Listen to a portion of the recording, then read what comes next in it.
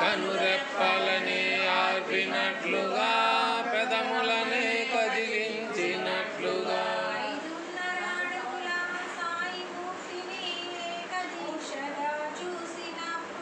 5.5 అడుగుల సాయి మూర్తిని ఏకదీక్షగా చూసినప్పుడు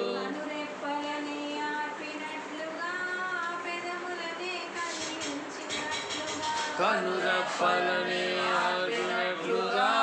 పెదములని కదిలించినట్లుగా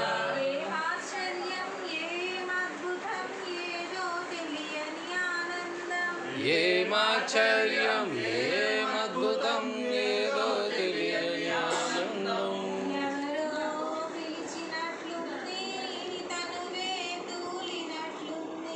ఎవరో పిలిచినట్లుంది తనువే తూలినట్లుంది